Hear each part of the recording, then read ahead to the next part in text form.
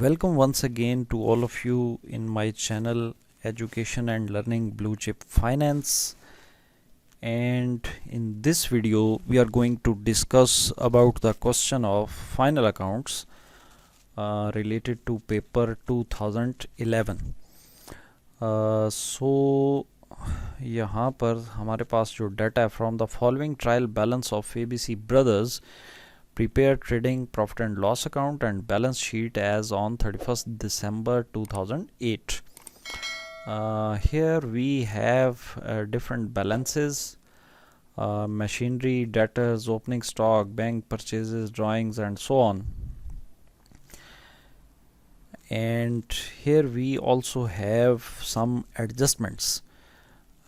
Closing stock rupees 7928, outstanding wages rupees 300, prepaid insurance rupees 50, create bad debt reserve at 10% on debtors, depreciate machinery 5%. तो final account का question solve करने से पहले दो तीन चीज़ें आप अपने माइंड में उनको ज़रूर रिमाइंड करें बार बार. फर्स्ट ऑफ ऑल आपको 5 चीज़ों के बैलेंसेस मालूम होने चाहिए, जिसमें से हर वीडियो के अंदर मैं इनको रिपीट करता हूँ. Assets, expenses. एसेट्स और एक्सपेंसेस दोनों के फेवरेबल बैलेंस डेबिट होंगे और अनफेवरेबल बैलेंस क्रेडिट होंगे. फेवरेबल और अनफेवरेबल का ये मतलब है कि अगर ये बढ़ेंगे तो ये डेबिट होंगे और अगर ये कम होंगे, रिड्यूस होंगे, तो ये क्रेडिट होंगे. जो बाकी 3 चीज़ें हैं वो कैपिटल, लायबिलिटीज़ और रेवेन्यू.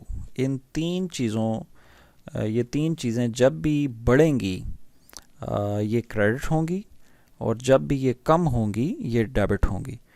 तो पहले तो ये चीज़ आप ज़रूर अपनी प्रैक्टिस के अंदर लेके आएँ. दूसरी चीज़ ये है कि क्वेश्चन हमेशा आप पहले से फॉर्मेट बना लिया करें और क्वेश्चन जो है उसको स्टार्ट करें एडजस्टमेंट से और वन बाय वन एक एक चीज़ को ट्रीट करें ताकि दोबारा आपको उस चीज़ को देखने की ज़रूरत ना पड़े. क्योंकि जिस वक्त आप रैंडम चीज़ों को रिकॉर्ड करना शुरू कर देते हैं तो उससे ये मुमकिन है कि कोई चीज़ आपसे स्किप हो जाए और एंड के ऊपर आपका बैलेंस जो है वो इक्वल ना आए. और पेपर के पर्सपेक्टिव से अगर बात की जाए तो आपके पास लिमिटेड टाइम होता है उस क्वेश्चन को अटेम्प्ट करने में. तो इस मेथड को अगर आप फॉलो करना शुरू कर देंगे तो ये आपका जो गिवन टाइम है उसके अंदर या आपकी प्रैक्टिस के ऊपर है. अगर आप प्रैक्टिस अच्छी करते हैं तो उस गिवन टाइम से भी पहले आप इसको सॉल्व कर लेंगे. तीसरी जो चीज़ है इसके अंदर वो ये माइंड में रखें कि जो आपकी एडजस्टमेंट्स हैं ये हमेशा 2 जगह पे ट्रीट होंगी और जो ट्रायल बैलेंस की जो फिगर्स आपको दिए जाते हैं ये हमेशा सिंगल टाइम ये ट्रीट किए जाएंगे. तो हम स्टार्ट करते हैं. जो इसका लेआउट है वो मैं पहले भी डिस्कस कर चुका हूँ. 6 चीज़ें इन्वॉल्व होती हैं इसके अंदर: direct expenses, direct revenue, indirect expenses, indirect revenue, assets and liabilities. Expenses का याद रखें कि हमेशा जब भी रिकॉर्ड करेंगे हम डेबिट साइड के ऊपर रिकॉर्ड करेंगे और रेवेन्यूज़ को जब भी रिकॉर्ड करेंगे क्रेडिट साइड के ऊपर, आइदर डायरेक्ट और इनडायरेक्ट. और एसेट्स और लायबिलिटीज़ जो हैं ये आपके बैलेंस शीट में चले जाएंगे. और सबसे पहले जैसे कि हम ड्रॉ करते हैं table trading profit and loss का, तो हम स्टार्ट करते हैं जी एडजस्टमेंट से. तो क्लोजिंग स्टॉक हमेशा 2 जगह पर आएगा, एक तो ट्रेडिंग अकाउंट की क्रेडिट साइड पे और एक एसेट साइड के ऊपर बैलेंस शीट में. तो यहाँ पर क्लोजिंग स्टॉक हमने क्रेडिट साइड के ऊपर लिख दिया और जो एक तो यहाँ पर हमने ट्रीट कर दिया और दूसरा हम इसको बैलेंस शीट में एसेट साइड के ऊपर इसको मेंशन कर देंगे. अब ये जिस वक्त हमने इसको मेंशन कर दिया तो हमें अब इसको दोबारा रिविज़िट करने की ज़रूरत नहीं है. फिर उसके बाद क्लोजिंग स्टॉक जो है ये है क्या? क्लोजिंग स्टॉक ये है कि at the end of accounting period जो आपके पास स्टॉक बच गया है वो आपके लिए एसेट है और आप इसको ट्रेडिंग में भी डेबिट साइड के ऊपर मेंशन करेंगे। तो ये इन्फॉर्मेशन आप पूरी कर चुके हैं। उसके बाद जो सेकंड आपकी एडजस्टमेंट है वो है आउटस्टैंडिंग वेजेस। वेजेस आपका डायरेक्ट एक्सपेंस है और आउटस्टैंडिंग वेजेस का मतलब ये है कि ये 300 जो है ये आपके ऊपर ड्यू हो चुका है, आपने अभी तक पे नहीं किया लेकिन ये पे करना है। तो ये एक तो ये लायबिलिटी है, तो ये बैलेंस शीट में लायबिलिटी के अंदर चला जाएगा। और एक ये डायरेक्ट एक्सपेंस वेजेस अगर हैं, ये जैसे यहाँ पर गिवन है 1910, तो इसके अंदर आप इसको ऐड कर देंगे। अब ये चूंकि डायरेक्ट एक्सपेंस है और ये आपका वेजेस में ट्रेडिंग अकाउंट के अंदर आ जाएगा और ये 300 ऐड होके ये 2210 ये अमाउंट जो है ये बन जाएगी। उसके बाद जिस वक्त आप इस वेजेस को भी ट्रीट कर लेंगे और लायबिलिटी साइड के ऊपर भी आपने इसको मेंशन कर दिया। उसके बाद आपकी जो थर्ड एडजस्टमेंट है वो है प्रीपेड इंश्योरेंस। प्रीपेड इंश्योरेंस जो है ये आपने टाइम से पहले, प्रीपेड का मतलब ये है कि अभी इसका टाइम पूरा नहीं हुआ था लेकिन आपने एडवांस में पे कर दी, तो आप रिकॉर्ड उसी चीज़ को करेंगे जिसका ताल्लुक इस साल के साथ है।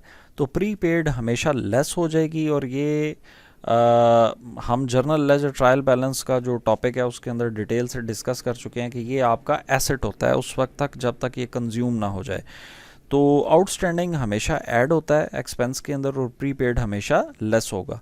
तो इंश्योरेंस था आपका ट्रायल बैलेंस में 119 और इसमें से हम 119 में से ये 50 हम माइनस कर देंगे और इंश्योरेंस आपका इनडायरेक्ट एक्सपेंस है और इसको माइनस करने से ये रिमेनिंग आपके पास आ जाएगा 69 और ये 50 जो है जो एडजस्टमेंट का है इसको हम एसेट साइड के ऊपर भी बैलेंस शीट में मेंशन कर देंगे। उसके बाद आपकी जो थर्ड एडजस्टमेंट है फोर्थ, वो है create bad debt reserve at 10% on debtors. ये सबसे इम्पॉर्टेंट अगर देखा जाए तो ये एडजस्टमेंट है और इसका मैंने प्रीवियस वीडियोस के अंदर आपको पूरा फार्मूला इसका बताया है कि जब भी बैड डेट्स को आप ट्रीट करें तो आप उस फार्मूला को फुली आप उसको फॉलो करें और जिस वक्त आप उसको फॉलो करेंगे तो उसकी मदद से बार बार करने से वो फार्मूला जो है वो आपको कम्प्लीटली आपके माइंड में वो याद हो जाएगा आपको। और फार्मूला क्या है, bad dates add right of add new provision less old provision, जिसमें से बैड डेट्स और ओल्ड प्रोविजन आपको हमेशा ट्रायल बैलेंस से मिलेगी जैसा कि ये यहाँ पे मेंशन है। ये बैड डेट्स और ओल्ड प्रोविजन अभी हम देखते हैं कि यहाँ पर मेंशन है या नहीं। ओल्ड प्रोविजन यहाँ पर नहीं है तो हम इसको ज़ीरो कंसिडर करेंगे, जबकि राइट ऑफ और न्यू प्रोविजन आपको हमेशा एडजस्टमेंट में से मिलेगी, जिसमें से राइट ऑफ यहाँ पे गिवन नहीं है और सिर्फ न्यू प्रोविजन आपको गिवन है यानी 10% ऑन डेटर्स। तो हम फार्मूला को अप्लाई करते हैं जी इनडायरेक्ट एक्सपेंस में जाके। सबसे पहले बैड डेट्स 700 हमने मेंशन कर दिया। राइट ऑफ जो कि एडजस्टमेंट में होता है आमतौर पे लेकिन नहीं गिवन, हमने ज़ीरो लिख दिया। न्यू प्रोविजन के बारे में कहा गया जी कि सन्ड्री डेटर्स का 10%। तो सन्ड्री डेटर्स जो हैं वो आपके यहाँ पे हैं 10690 और सन्ड्री डेटर्स ये वो लोग हैं जिनसे आपने नियर फ्यूचर में आपने अमाउंट रिसीव करनी है। तो इसका 10%, तो 10690 का आपने 10% ले लिया जो कि 1069 बनेगा। एंड लेस ओल्ड प्रोविजन जो कि ट्रायल बैलेंस में होनी चाहिए अगर हो तो, लेकिन यहाँ पर मेंशन नहीं है तो हम इसको ज़ीरो लिखेंगे और ये आपका जिस वक्त ऐड लेस करने के बाद ये 1769 ये आपका बन जाएगा बैड डेट्स। अब जो इसकी डबल ट्रीटमेंट है वो क्या है? डबल ट्रीटमेंट ये है कि डेटर्स वो लोग हैं जिनसे आपने नियर फ्यूचर में अमाउंट वसूल करनी है। तो डेटर्स में से हमेशा याद रखें कि जो राइट ऑफ और न्यू प्रोविजन है ये हमेशा माइनस होती है। राइट ऑफ चूँकि नहीं गिवन ज़ीरो है और न्यू प्रोविजन आपने कैलकुलेट की 1069। तो डेटर्स में से आपने न्यू प्रोविजन और राइट ऑफ जो कि 0 है ये माइनस कर दिया और रिमेनिंग आपके पास आ गया 9621। तो ये आपके पास आ गया सन्ड्री डेटर्स जो कि एसेट हैं आपके लिए। उसके बाद जो आपकी लास्ट एडजस्टमेंट है वो है डेप्रिसिएट मशीनरी बाय 5%। डेप्रिसिएशन जो है ये किसी भी आपके फिज़िकल एसेट जो है उसकी जो वियर एंड टीयर वैल्यू है ओवर द टाइम पीरियड, वक्त गुजरने के साथ साथ जो उसके अंदर टूट फूट या उसकी वैल्यू में कमी आती है वो उसको हम डेप्रिसिएशन बोलते हैं। और डेप्रिसिएशन आपका इनडायरेक्ट एक्सपेंस है और फर्स्ट ट्रीटमेंट इसकी ये है कि इनडायरेक्ट एक्सपेंस में आप लिखेंगे। और जब एसेट में मशीनरी चूँकि आपका एसेट है, जिस वक्त एसेट में लिखेंगे तो ये वैल्यू माइनस करके रिमेनिंग वैल्यू आप उसकी वहाँ पे मेंशन करेंगे। जैसे कि इस साल के शुरू में जो मशीनरी है उसकी वैल्यू थी 12,000, लेकिन अब ये बताया गया है कि इसमें 5% जो है इसका रिड्यूस हो चुका है, डेप्रिसिएट हो चुका है। तो हम सबसे पहले तो इसको रिकॉर्ड करेंगे इनडायरेक्ट एक्सपेंस में। 12,000 का 5% 600 है। और अब जो नई वैल्यू हम लिखेंगे मशीनरी की बैलेंस शीट के अंदर वो लिखेंगे इस 5% को लेस करके, यानी 12,000 माइनस 600 इक्वल्स टू 11400।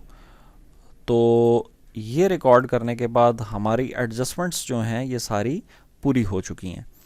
अब हम बाकी जितनी चीज़ें हैं उनको वन बाय वन रिकॉर्ड कर लेंगे। सबसे पहले ओपनिंग स्टॉक ट्रेडिंग में डेबिट साइड के ऊपर आएगा 2920। उसके बाद दूसरी जो चीज़ है वो परचेजेज़ है, लेकिन परचेजेज़ में रिटर्न्स देख लिया करें कि आया कि कोई परचेजेज़ रिटर्न्स वगैरह तो नहीं है। तो इसमें रिटर्न्स वगैरह कोई इन्वॉल्व नहीं है। तो परचेजेज़ भी ट्रेडिंग में डेबिट साइड के ऊपर आएगा। और ओपनिंग स्टॉक और परचेजेज़ और साथ बैंक आपका एसेट है, यानी कि आपके बैंक में 3151 जो अमाउंट है ये पड़ी हुई है, तो ये एसेट है आपका। तो ये तीनों अपनी अपनी जगह पर ट्रीट कर दिए जाएंगे।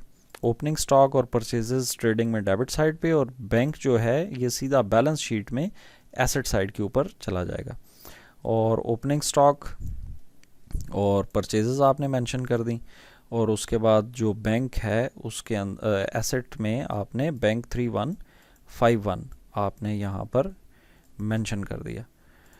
ये करने के बाद जो आपके नेक्स्ट बैलेंसेस हैं, जैसे कि drawing owner of the business जो है वो अपने पर्सनल यूज़ के लिए अगर कोई अमाउंट या गुड्स बिज़नेस में से निकालता है तो उसको हम ड्राइंग कहेंगे। और ये हमेशा आपके कैपिटल में से लेस होगी, इसकी वजह से आपका कैपिटल रिड्यूस होता है। और कैपिटल हमेशा आपका बैलेंस शीट की लायबिलिटी साइड के ऊपर जाएगा। तो ड्राइंग के लिए कैपिटल को पहले लिखना ज़रूरी है, उसमें से आप ड्राइंग को माइनस कर दें। तो 18390 और माइनस आप कर देंगे जी 250। तो बैलेंस शीट में लायबिलिटी साइड के ऊपर आपने कैपिटल में से ये 250 माइनस कर दिया। उसके बाद हम अभी इसका बैलेंस नहीं लेंगे, क्योंकि प्रॉफिट अगर होता है इसमें तो वो हमेशा इसमें ऐड होगा, और अगर लॉस होता है तो इसमें लेस होगा। तो प्रॉफिट इस क्वेश्चन में चूँकि प्रॉफिट है तो वो ऐड करने के बाद हम फाइनली इसको लिख देंगे। और उसके बाद कैरेज आपका डायरेक्ट एक्सपेंस है और सैलरीज आपका इनडायरेक्ट एक्सपेंस है। और कैरेज जो है ये ट्रेडिंग में आ जाएगा, जबकि सैलरीज आपका प्रॉफिट एंड लॉस में डेबिट साइड के ऊपर। तो कैरेज आपने यहाँ पे मेंशन कर दिया, और आपका जो सैलरीज है वो आपने इनडायरेक्ट एक्सपेंस में प्रॉफिट एंड लॉस में डेबिट साइड के ऊपर आपने मेंशन कर दिया। उसके बाद जो नेक्स्ट है आपका वो है पोस्टल चार्जेस। ये भी आपका इनडायरेक्ट एक्सपेंस है, तो ये प्रॉफिट एंड लॉस में डेबिट साइड के ऊपर आ जाएगा। और ये आपने यहाँ पे पोस्टल चार्जेस यहाँ पर मेंशन कर दिए। ये करने के बाद मज़ीद अभी ट्रायल बैलेंस के अंदर क्या क्या बाकी है जी, अकाउंट्स पे एबल, यानी कि ये आपने पे करने हैं, अभी आपके ऊपर लायबिलिटी है ये, तो ये बैलेंस शीट में लायबिलिटी साइड के ऊपर चला जाएगा। बैलेंस शीट के अंदर लाइबिलिटी साइड पे 12408 12408 ये आपका अकाउंट्स पेएबल यहाँ पर मेंशन हो गया। उसके बाद आपके पास है जी डिस्काउंट। अब डिस्काउंट जो है ये चूँकि क्रेडिट में लिखा हुआ है, डिस्काउंट, इंटरेस्ट, कमीशन ये अगर क्रेडिट में है तो अभी स्टार्ट में मैंने बताया कि ये आपके लिए रेवेन्यू है, क्योंकि रेवेन्यू का फेवरेबल बैलेंस हमेशा क्रेडिट होता है। लेकिन अगर ये डेबिट में लिखे हों तो इट मीन्स कि आप ये पे कर रहे हैं, आपके लिए एक्सपेंस है। लेकिन इस केस में चूंकि ये क्रेडिट के अंदर लिखा हुआ है और ये आपके लिए फिर रेवेन्यू है, तो ये इनडायरेक्ट रेवेन्यू है। इसको आप प्रॉफिट एंड लॉस में क्रेडिट साइड के ऊपर आप मेंशन कर देंगे। ये करने के बाद आपके पास एक चीज़ रिमेनिंग रह जाती है और सेल्स हमेशा याद रखें कि ट्रेडिंग में जैसे परचेज ट्रेडिंग में डेबिट साइड पे आती है और सेल्स आपकी ट्रेडिंग में क्रेडिट साइड के ऊपर आ जाएगी। तो सेल्स आपकी आ गई यहाँ पर 11439।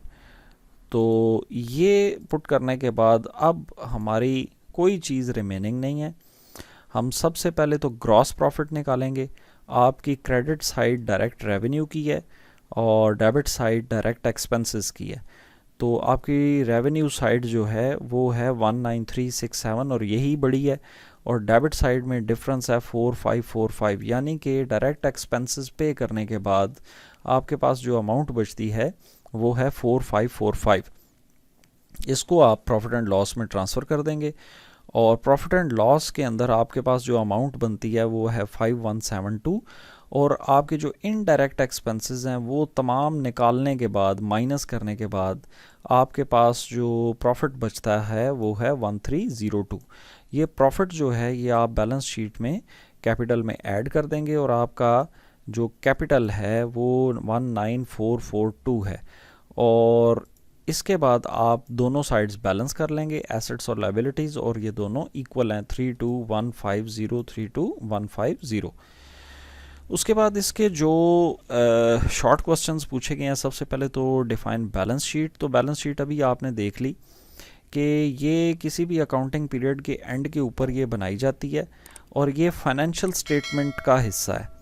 यानी कि आपकी trading profit and loss account और बैलेंस शीट ये आपकी फाइनेंशियल स्टेटमेंट्स हैं। एक तो ये किसी भी अकाउंटिंग पीरियड के एंड पे बनाई जाती है और ये फाइनेंशियल स्टेटमेंट है जिसके अंदर आप एसेट्स और लायबिलिटीज़ जो हैं इनको आप शो करते हैं। तो it is a part of financial statements. It is a statement which shows assets, liabilities and honours equity on the particular date. It is also called statement of financial condition और positional statement। इसको position statement भी बोलते हैं और statement of financial condition भी। Second आपका question पूछा गया, what adjusting entry will be passed for accrued income. Accrued income वो इनकम होती है जो कि अभी तक आपको मिली नहीं लेकिन मिलनी है। तो एक्रूड इनकम जो है इसकी जो जर्नल एंट्री है, एडजस्टिंग एंट्री, वो होती है इनकम रिसीवेबल, यानी कि जो इनकम आपको मिलनी है उसको रिसीवेबल साथ मेंशन करेंगे डेबिट में और इनकम को आप कर देंगे क्रेडिट। चूँकि ये रिसीवेबल है, अभी तक आपको रिसीव नहीं हुई, तो दैट इज़ वाई आप इनकम रिसीवेबल को डेबिट करेंगे, यानी कि ये आपका एसेट है और इनकम आपका रेवेन्यू है, इसको आप क्रेडिट कर देंगे। इसके जो MCQs पूछे गए हैं, the valuation of closing stock is at blank space है और इसका करेक्ट ऑप्शन है कॉस्ट और market price whichever is lower. Closing stock की अगर आप वैल्यूएशन करते हैं तो जिस वक्त आप वैल्यूएशन करते हैं तो आपने देखना है कि इसकी जो कॉस्ट थी, यानी जितने पे ये आपने बाय किया था, और मार्केट के अंदर जो प्राइस है, इन दोनों में से जो लेस होगी उसके ऊपर हमेशा इसकी वैल्यूएशन होती है। Net profit is transfer to, अभी आपने देख लिया कहाँ पे ट्रांसफ़र होता है, हमेशा कैपिटल के अंदर ट्रांसफ़र होगा ये। प्रीपेड एक्सपेंसेस, ये भी आपने अभी देखा। प्रीपेड इंश्योरेंस कि ये आपने एसेट में मेंशन किया है, ये आपका एसेट है। और sales are equals to cost of goods sold plus profit. Sales जो होती है आपकी, ये हमेशा जो भी सेल्स प्राइस है वो प्राइस के अंदर उस प्रोडक्ट की कॉस्ट भी शामिल होती है और प्रॉफिट भी, तो ये दोनों इसमें आएंगे। from the business point of view, interest on drawing is a or an. Interest on drawing जो है ये आपके लिए बिजनेस के लिए रेवेन्यू है। सबसे पहले तो ड्राइंग को समझ लें कि ड्राइंग क्या है। ड्राइंग है जी कि जो ऑनर अपने पर्सनल यूज़ के लिए अगर बिज़नेस में से कुछ अमाउंट या गुड्स की शक्ल में वो डिडक्ट करता है, निकालता है, तो बिज़नेस जो है उससे डिमांड कर सकता है कि अपनी ड्राइंग्स के ऊपर इंटरेस्ट बिज़नेस को पे किया जाए। तो बिज़नेस के लिए ज़ाहिर है कि वो इंटरेस्ट जो है वो रेवेन्यू बन जाएगा। इसके बाद 2012 का जो पेपर है उसके अंदर भी डेबिट और क्रेडिट बैलेंसेस हैं, और जो चीज़ आपको बताई गई थी कि सबसे पहले आपने एडजस्टमेंट्स को लेना है। तो first of all stock on 31 दिसंबर 35,000, अभी मैं बता चुका हूँ कि दो जगह पे ट्रीट होगा, एक ट्रेडिंग में क्रेडिट साइड के ऊपर, और एक बैलेंस शीट में एसेट साइड के ऊपर ये मेंशन होगा, बैलेंस शीट में एसेट साइड के ऊपर ये चला जाएगा। उसके बाद जो दूसरी एडजस्टमेंट है वो है depreciation on building bye 10% and furniture bye 5%। अभी हमने डेप्रिसिएशन को सीखा है कि डेप्रिसिएशन जो बिल्डिंग और फर्नीचर है इसको हम इनडायरेक्ट एक्सपेंस में लिखेंगे 10 एंड 5%, और जिस वक्त एसेट में बिल्डिंग और फर्नीचर को मेंशन करेंगे तो ये डेप्रिसिएशन की अमाउंट माइनस करके, जैसे कि बिल्डिंग अगर यहाँ पे देखी जाए तो 40,000 है, फर्नीचर 17,000, तो 40,000 का 10% 4,000 आ जाएगा, तो डेप्रिसिएशन ऑन बिल्डिंग 4,000, और फर्नीचर के ऊपर चूँकि 5% है तो 17,000 का 5% जो है वो आपका बन जाएगा 850। तो ये डेप्रिसिएशंस हमने यहाँ पर मेंशन की, और ये मेंशन करने के बाद अब जिस वक्त हम बैलेंस शीट में इनकी जाके वैल्यूज़ लिखेंगे बिल्डिंग की और फर्नीचर की, तो ये डेप्रिसिएशन जो डिटेरियोरेशन वैल्यूज़ हैं ये माइनस करके लिखेंगे। और एसेट के अंदर हमने जिस वक्त ये इनको मेंशन किया तो हमने ये डेप्रिसिएशन की वैल्यूज़ जो हैं इनको माइनस करके हमने मेंशन किया। उसके बाद जो थर्ड एडजस्टमेंट है आपकी उसमें है जी कि 1/3 of commission is in respect of work to be done next year, कि जो कमीशन है उसका 1/3 जो है इसका नेक्स्ट ईयर के साथ इसका ताल्लुक़ है।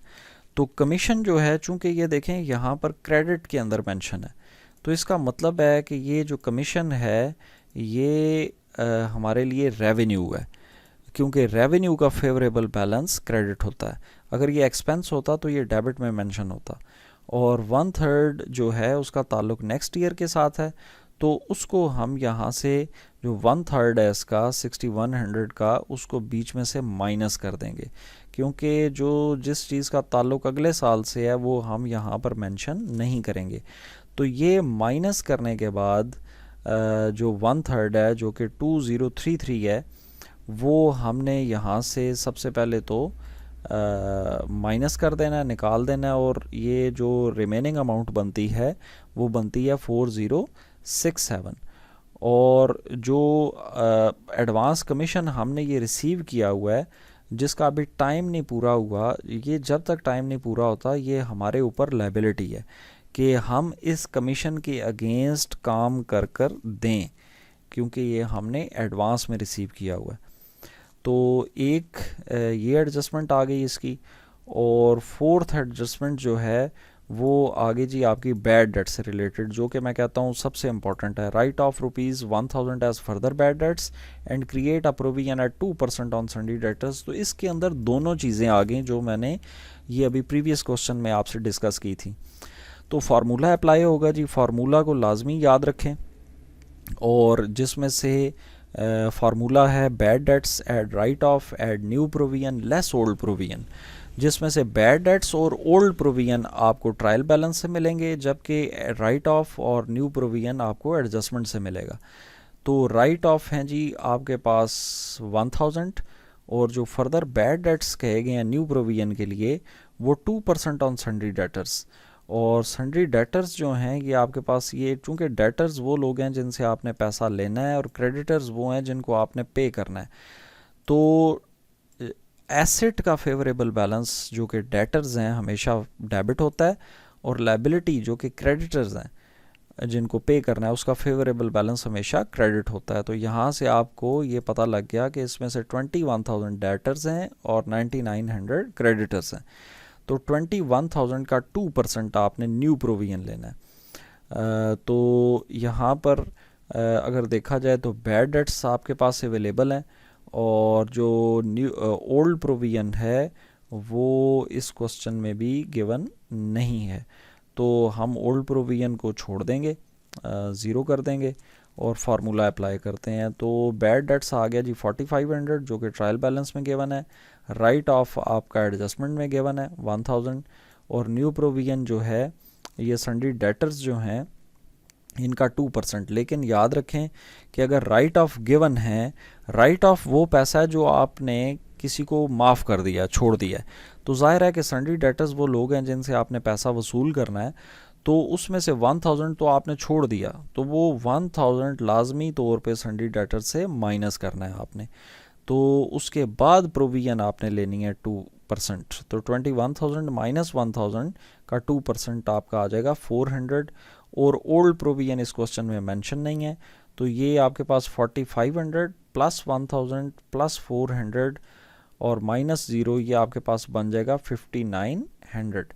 और अब आ जाएं इसकी दूसरी ट्रीटमेंट के ऊपर, और दूसरी ट्रीटमेंट ये है जी कि सन्डी डेटर्स एसेट है आपके लिए, उसमें से राइट ऑफ और न्यू प्रोविजन ये हमेशा माइनस होती है। तो सन्डी डेटर्स जो हैं इसमें से राइट ऑफ 1000 और न्यू प्रोविजन ये माइनस करने के बाद आपके पास जो रिमेनिंग अमाउंट है वो बन गई 19600। उसके बाद एडजस्टमेंट्स आपकी सारी पूरी हो चुकी हैं, और इसमें से डेटर्स जो हैं ये भी हम ट्रीट कर चुके हैं, और कमीशन जो है इसको भी हम ट्रीट कर चुके हैं, और बिल्डिंग और फर्नीचर जो है ये भी ट्रीट हो चुके हैं एडजस्टमेंट के अंदर, चूँकि इनकी ट्रीटमेंट हम कर चुके हैं, और इसके अलावा बाकी सारी चीज़ें रिकॉर्ड करनी हैं। तो अब परचेजेस एंड सेल्स, परचेज़ का फेवरेबल बैलेंस डेबिट, सेल्स का फेवरेबल बैलेंस क्रेडिट, क्योंकि परचेज़ आपका एसेट है और सेल्स आपका रेवेन्यू है। तो परचेजेस ट्रेडिंग में डेबिट साइड पे और सेल्स ट्रेडिंग में क्रेडिट साइड के ऊपर आप मेंशन करेंगे, लेकिन यहाँ पर आपने देख लेना है कि इनकी रिटर्न्स अगर हैं तो माइनस करके, और रिटर्न्स को एलोकेट करना बहुत इजी है। परचेज़ का फेवरेबल बैलेंस डेबिट है तो परचेजेस रिटर्न का क्रेडिट होगा, यानी कि जो परचेजेस रिटर्न है वो 1000 है। अगर सेल्स का फेवरेबल बैलेंस क्रेडिट है, जो कि ऑब्वियसली क्रेडिट है, तो सेल्स रिटर्न का फेवरेबल बैलेंस डेबिट होगा। तो 120,000 माइनस 1000 आपके पास आ जाएगा जी परचेजेस में, ये यहाँ पे मेंशन हो गया, और सेल्स जो है वो आपके पास है 168,000 और माइनस 5000, ये आपके पास आ जाएगा सेल्स रिटर्न। तो सेल्स रिटर्न को माइनस कर देना है, सेल्स में से 168,000 माइनस 5000 163,000, ये आपने ट्रेडिंग में क्रेडिट साइड के ऊपर मेंशन कर दिया। उसके बाद आप नेक्स्ट चलें जी प्रीपेड इंश्योरेंस। तो प्रीपेड इंश्योरेंस अगर ट्रायल बैलेंस में गिवन है तो प्रीपेड इंश्योरेंस पहले डिस्कस हो चुका है, ये आपका एसेट है, लेकिन यहाँ पर याद रहे कि आगे ये डिस्कस हुआ था एडजस्टमेंट में। तो एडजस्टमेंट में मैंने कहा था कि ये दो जगह पर ट्रीट होगा, एक तो हम इंश्योरेंस में से लेस कर देंगे और एक इसको हम एसेट के तौर पे लिखेंगे। लेकिन अगर ये ट्रायल बैलेंस में गिवन है प्रीपेड इंश्योरेंस, यानी कि आपने टाइम से पहले पे की हुई है, तो ये सिंगल टाइम, क्योंकि ट्रायल बैलेंस के आइटम्स अदर देन एडजस्टमेंट्स हमेशा सिंगल टाइम ट्रीट किए जाते हैं, तो ये आपका एसेट के अंदर जाएगा प्रीपेड इंश्योरेंस।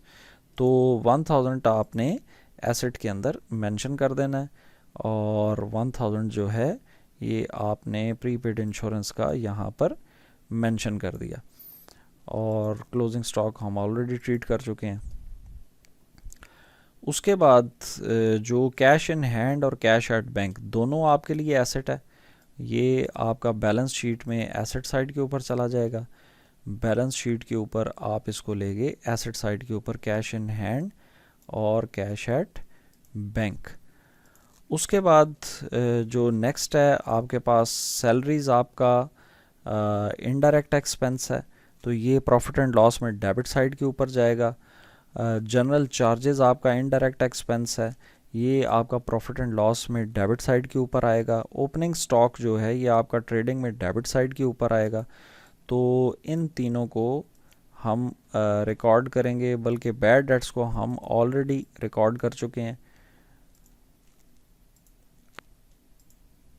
सैलरीज और जर्नल चार्जेस ये आपका प्रॉफिट एंड लॉस में डेबिट साइड पे, क्योंकि इनडायरेक्ट एक्सपेंस हैं, और ओपनिंग स्टॉक ट्रेडिंग में डेबिट साइड पे। तो ओपनिंग स्टॉक यहाँ पे ट्रेडिंग में डेबिट साइड के ऊपर आ गया, और बाकी दोनों आपके जर्नल चार्जेस और सैलरीज आपके इनडायरेक्ट एक्सपेंस हैं, तो ये यहाँ पे आपके पास आ गए। अब कैरेज ऑन परचेजेस और कैरेज ऑन सेल्स। पहले तो कैरेज के ऊपर बात कर लें। कैरेज इनवर्ड लिखा हो तो डायरेक्ट एक्सपेंस है, कैरेज आउटवर्ड लिखा हुआ है तो इनडायरेक्ट एक्सपेंस है। अब कभी कभी कैरेज सिर्फ लिखा आ जाता है तो वो भी डायरेक्ट एक्सपेंस है। लेकिन कैरेज ऑन परचेजेस और कैरेज ऑन सेल्स में से कौन सा एक्सपेंस डायरेक्ट है और कौन सा इनडायरेक्ट? तो याद रखें कि कैरेज ऑन परचेजेस जो है ये हमेशा डायरेक्ट एक्सपेंस होता है, और कैरेज ऑन सेल्स हमेशा इनडायरेक्ट एक्सपेंस होता है। क्योंकि आप जिस वक्त ट्रेडिंग बिजनेस के अंदर, जिस वक्त आप कोई भी चीज़ें आप बाय करके आप अपने प्रेमिसेस तक लेके आते हैं, तो वो हमेशा डायरेक्ट एक्सपेंसेस होते हैं। यही वजह है कि हम वेजेस, कैरेज और ऑक्ट्राई ड्यूटी, कस्टम ड्यूटी, इन सब चीज़ों को, फ्रेट, फ्यूल एंड पावर, इन सब चीज़ों को हम डायरेक्ट एक्सपेंस कंसिडर करते हैं। और कैरेज ऑन सेल्स आपका इनडायरेक्ट एक्सपेंस है, यानी सेल्स के लिए जो एक्सपेंस किए जाते हैं वो सारे के सारे इनडायरेक्ट एक्सपेंस है। और ये आप मेंशन कर देंगे कैरेज ऑन सेल्स यहाँ पर, इनडायरेक्ट एक्सपेंस में, प्रॉफिट एंड लॉस में, और कैरेज ऑन परचेजेस आप यहाँ पर मेंशन कर देंगे। उसके बाद आपके पास ड्राइंग्स हैं। ड्राइंग्स पहले डिस्कस हो चुकी हैं, हमेशा कैपिटल में से लेस होती हैं, और कैपिटल है आपका 1 लाख, और ये आपका यहाँ पर मेंशन हो जाएगा। और इसी तरह डेटर्स हम ट्रीट कर चुके हैं ऑलरेडी। क्रेडिटर्स सिर्फ रहते हैं जो कि लाइबिलिटी हैं 9900, और ये हम यहाँ पर जाके मेंशन कर देंगे। कैपिटल आपका 1 लाख और ड्राइंग्स लेस हो गई बीच में से, और जो सन्ड्री क्रेडिटर्स हैं वो भी लाइबिलिटी साइड के ऊपर आ जाएंगे। तो ये तीनों यहाँ पर आपने मेंशन कर दिए। और अब हम बैलेंसेस ले लेंगे। सबसे पहले हम ग्रॉस प्रॉफिट कैलकुलेट करेंगे। आपकी क्रेडिट साइड रेवेन्यू साइड है 198,000, और 198,000 आपका दोनों साइड्स पे आ जाएगा, और 57,000 का डिफरेंस है। यानी कि डायरेक्ट एक्सपेंसेस निकालने के बाद रेवेन्यू में से 57,000 आपके पास बच गया, और 57,000 आपने प्रॉफिट एंड लॉस में ट्रांसफ़र किया। और अब प्रॉफिट एंड लॉस में आपके पास जो टोटल रेवेन्यू है वो है 61067। जितने भी इनडायरेक्ट एक्सपेंसेस हैं वो माइनस करने के बाद आपके पास प्रॉफिट बचा 25817, जो कि आपका कैपिटल में ऐड हो जाएगा, और फ्रेश कैपिटल आपके पास है 119817। और अब आप जाकर इसकी डेबिट और क्रेडिट साइड यानी एसेट्स और लायबिलिटी साइड को बैलेंस करेंगे तो ये दोनों इक्वल आएंगी। तो अगर रूल्स को फॉलो किया जाए तो ये क्वेश्चन एंड के ऊपर हमेशा बिल्कुल सक्सेसफुली आप इसको सॉल्व कर सकते हैं, लेकिन शर्त ये है कि आप रूल्स एंड रेगुलेशंस के ऊपर चलें। इसके जो शॉर्ट क्वेश्चंस हैं, दो short question define contingent liability. Contingent liability पहले भी डिस्कस हो चुका है। कंटिंजेंट लायबिलिटी जो है ये वो लायबिलिटी होती है जो कि पॉसिबल अनसर्टन फ्यूचर इवेंट, जो ऐसा इवेंट जो कि फ्यूचर में होने का इम्कान हो। फॉर एग्ज़ाम्पल आप कोई लॉ सूट है, अगर कोई केस है जिसके अंदर आपके ऊपर पेनल्टी आ सकती है फाइनेंशियल, या वारंटीज़ हैं, आपकी जो प्रोडक्ट है उसमें कोई प्रॉब्लम्स जो हैं वो सामने आते हैं, वारंटीज़ लोग क्लेम करते हैं, लेकिन ये सारे फ्यूचर से रिलेटेड हैं, ये हो भी सकते हैं और नहीं भी हो सकते। तो ये इन लाइबिलिटीज़ को आप नाम देते हैं कंटिंजेंट लाइबिलिटी का। तो contingent liabilities are liability which is not sure but it may be occur in future, we can say that is an outcome of uncertain future event. It is also a potential loss such as lawsuit or product warranties etc. Adjusting entries जो हैं जी, ये हमेशा at the end of the period की जाती हैं जब हम financial statements बनाते हैं। फाइनेंशियल स्टेटमेंट्स के हैं आपकी trading profit and loss, balance sheet. तो ये एडजस्टिंग एंट्रीज उस वक्त ज़रूरत पड़ती हैं।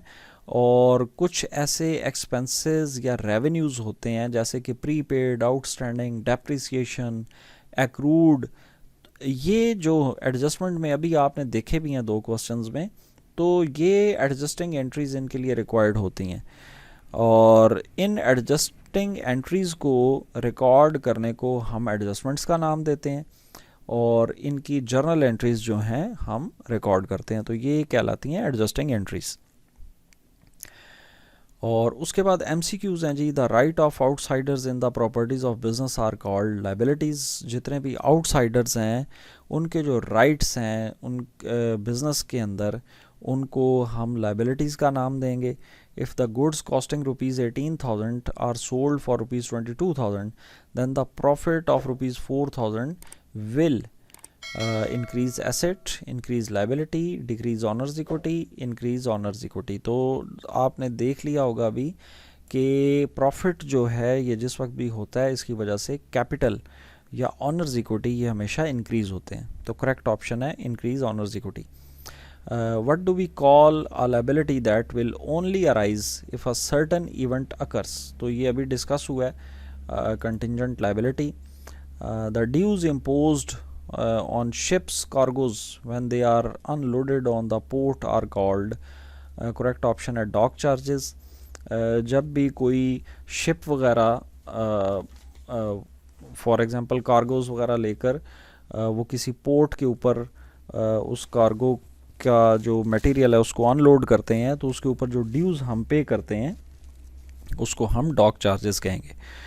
The provision for bad debts account is made by crediting, जो क्रेडिट हम करते हैं provision for bad debts account, इसकी जो पूरी जर्नल एंट्री है वो है profit and loss account debit to provision for bad debts account. लेकिन यहाँ पर इन्होंने पूछा जी क्रेडिट किसको किया जाता है, तो the provision for bad debt account जो है उसको हम क्रेडिट करते हैं। तो ये था करेक्ट ऑप्शन। तो ये थे 2 ईयर के पेपर के क्वेश्चंस 2011 और 2012 के। और make sure to subscribe my channel and also like, share and comment. Till the next video, stay blessed, take care of yourself and other persons around you. Thank you.